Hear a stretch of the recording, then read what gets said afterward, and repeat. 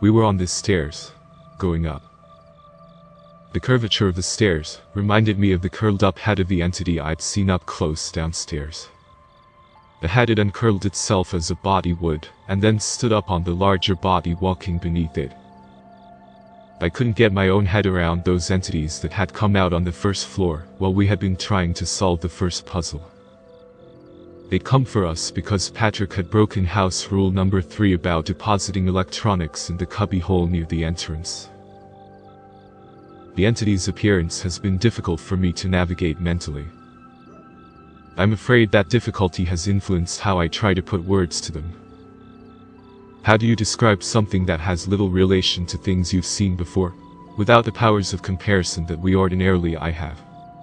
I feel lost. If one of the 4 or 5 of us had designed those entities. I didn't know where the ideas had come from. Maybe they'd been born from some of Greg's bizarre little doodles. And maybe he'd been running a high fever then. Maybe we'd forgotten about those particular details. To try again, what I'd seen was at least 2 separate things, separate entities maybe, fused together. A body, and a face or head that was its own body with its own limbs. They were clothed in whitish fuzzy robes. Well, the larger lower body was. The limbs of the larger body in particular were off. Angled like a toy, his arms and legs had been snatched out by a child, and then put back in the wrong way. And then there was that walking they had that was rhythmic but broken. A staccato little dance step walk that got under your skin, like a bad waltz, like strange toes stomping on your feet. Waltzes and the entities pulled me over into a lane of thinking I was trying to avoid while on the stairs. Walt. I don't see Walt the stairman, I said. That's a relief.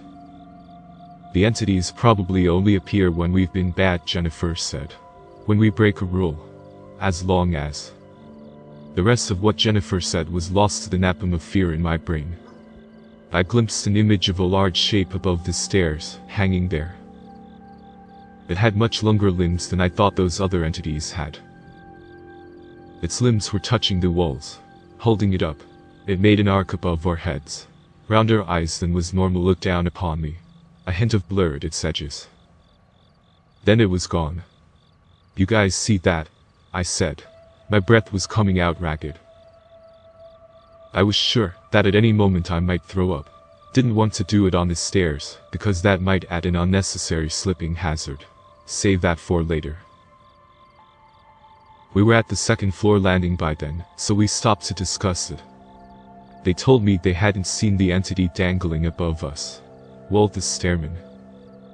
The entity whose job, according to the rules we made when children, was to watch over the stairs, so that people didn't go up before solving the floor puzzle. Was Walt making a point, or was what I'd seen a trick of my mind? Was it both?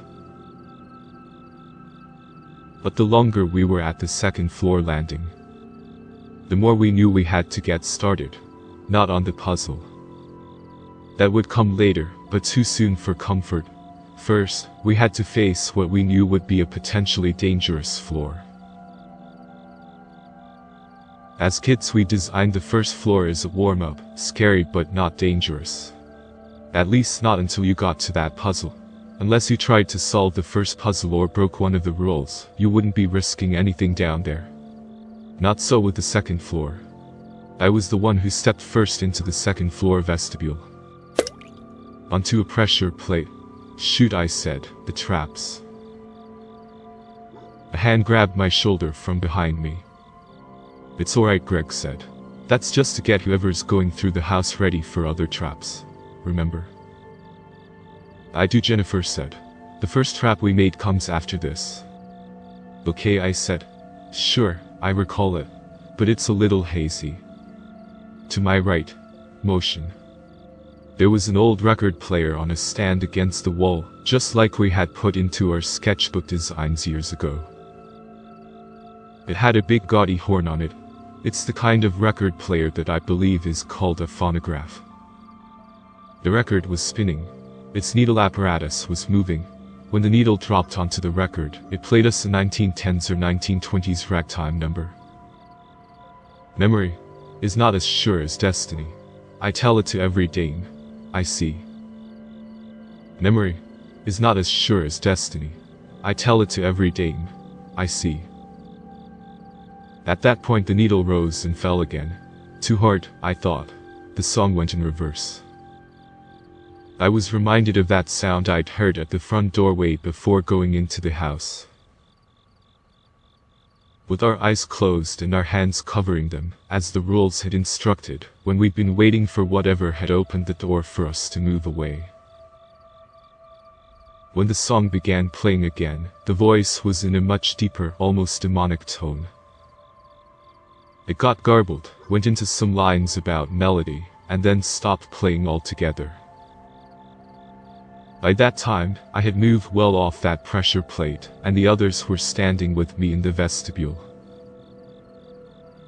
My heart was hammering in my chest. "That's not the same song," I said. "It's not the one we decided should be played when someone steps on that plate." "Yeah," Jennifer said, which is kind of ironic considering the lyrics. "I don't remember what the other song was," Patrick said. "It was all too. Something about a person driving someone else crazy." "I don't remember it either," I don't remember it either, Greg said. "But it wasn't this," Patrick said. The vestibule also had paintings of flowers in various states of decay. That was right, that was the way it should be. The way we had intended. What was also right were the two doors at the end of the little entry hall to the second floor. We walked over to them, a door with a hook and a door with a fish on their fronts. "And here's the first trap," Jennifer said. "It's the... which door is it again?" "No," Greg said, as we were moving in that direction. "It's the hook. We changed that, remember?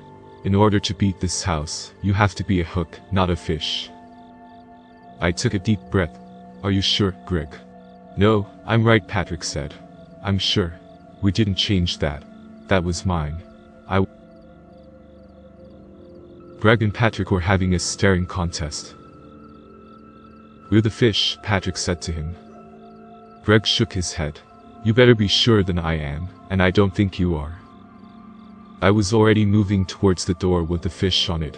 I kind of just wanted to end their argument. Besides that, I had a plan. I'd just have the others stand far back, and I'd hide myself behind and to the side of the door as I pulled it open, thus evading the trap if it was the wrong door. So I grabbed the handle of Patrick's fish door. "Alright everybody," I said. "Stand back. Get closer to the stairs. I'll just move aside and backwards as I open the door." After they'd reluctantly moved away, I yanked open Patrick's fish door. I got to the side as I'd said I would, and I braced myself. Nothing happened. "Are we good?" I said. I was relying on my friend's better vantage point into the doorway from farther back. The others gave me the all clear. So I went around the side of the door, peered into the next room myself.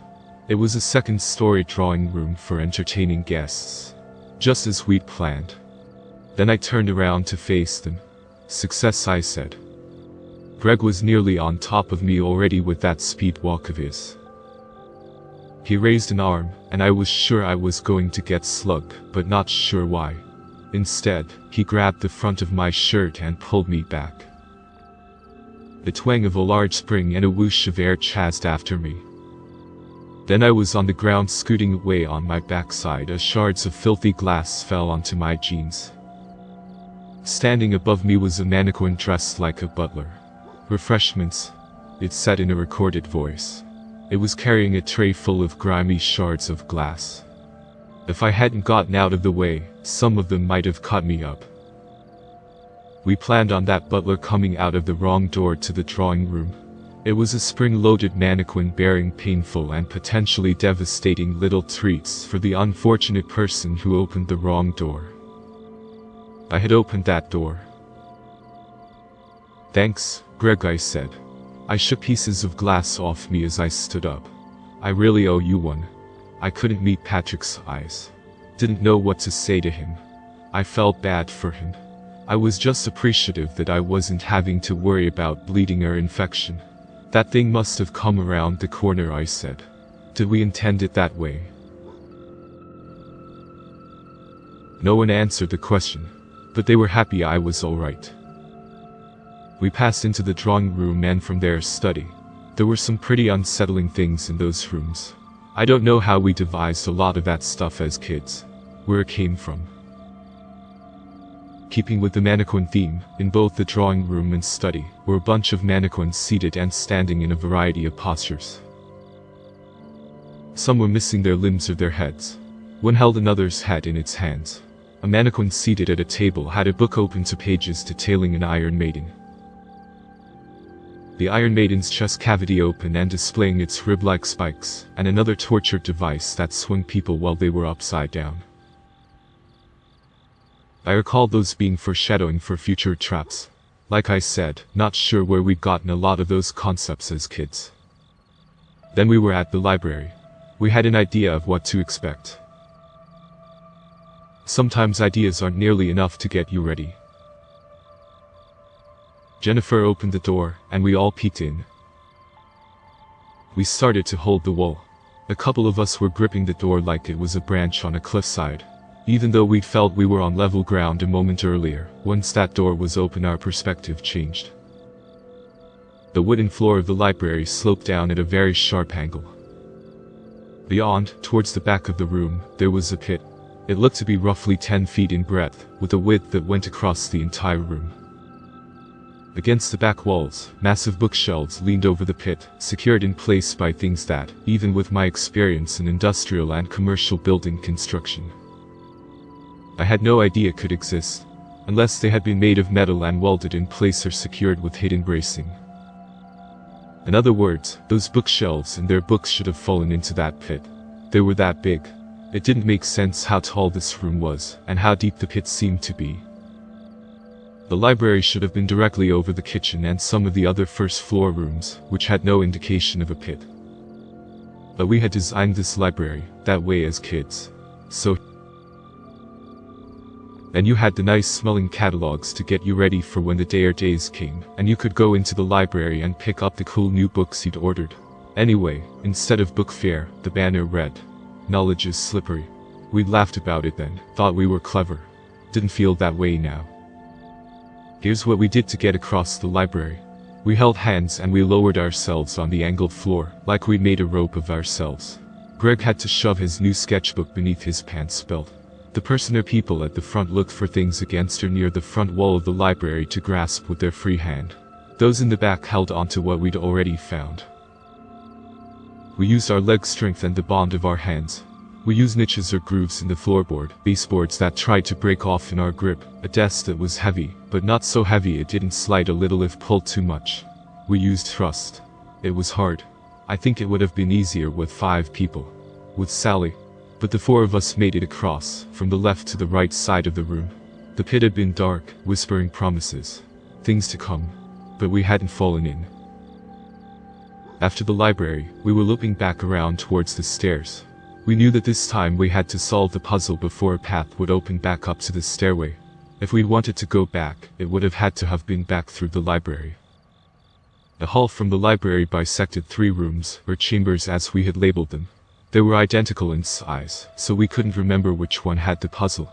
We opened the doors to the first 2, even though we figured the puzzle was probably in the last one.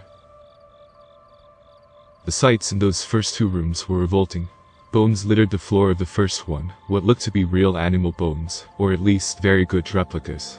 In the next room the same exact bones were in the same exact positions. We checked multiple times, despite some of us gagging at the sight and smell of the second room in particular. But they had more meat on them, like time had been wound back. Flies were buzzing around the bones with meat on them. Actual living flies. I knew they were alive because I swatted one to make sure it wasn't some special effect. I beheld its twitching, crumpled body in my palm. This was important. Flies might seem like a small detail, but other than the entities, this was the first time we'd encountered something in the house that might actually be alive. It would not be the last. In the final room of the hallway, we expected the second floor puzzle. Inside, in the middle of the room, was a circular staircase leading up. There was a trapdoor above it. Ha, Patrick said. This isn't right, I said. There are no other stairs in the house. There shouldn't be. We can't go up these stairs either until we've solved the puzzle, Patrick said. Rule number 6. Walt the stairman will come for us if we climb the stairs before solving the puzzle. That's right, Greg said. The puzzle was supposed to be in the center of one of these rooms. And voila, the center of the room. We should brainstorm a little here, Jennifer said, since we've got the time. She glanced up at the clocks against the walls. You could hear them ticking in unison like the marching of an army. There had to be at least a dozen of them. Looked to be half on one wall and half on the opposite. They were all plain white plastic analog clocks.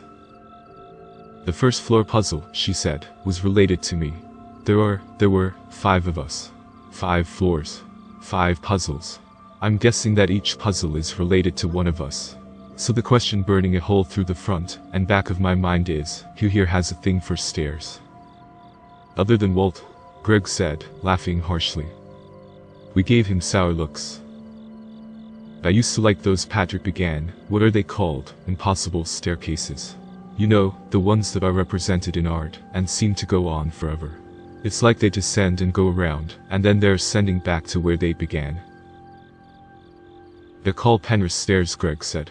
His arms were folded and he was sitting on the only bed in the room. What? I considered myself something of an artiste, you know, before I lost my innocence to working on medical cream and potato chip advertisements. So right now, I said, what we have is possible stairs. Maybe we gotta turn them into impossible stairs. Let's do that, Jennifer said. Until we come up with something better. Greg looked up, still sitting on the bed. Hey, sounds good to me. Unless we fail because it's the wrong way to go about it. Or maybe it's right. I don't know. Guess we're on our way to finding out. Alright, Patrick said. Sounds like a decent start. Make the possible stairs impossible. Wish we had an axe or hammer in here. Yeah, I said, we could go to work on those stairs. We searched the room for other potential clues to the second floor puzzle. There wasn't much in the room, but we had to be thorough. Here are all the clues we gathered. An early 20th or 19th century looking circular staircase in the middle of the room. It went up to a closed trapdoor. The staircase had 14 total stairs.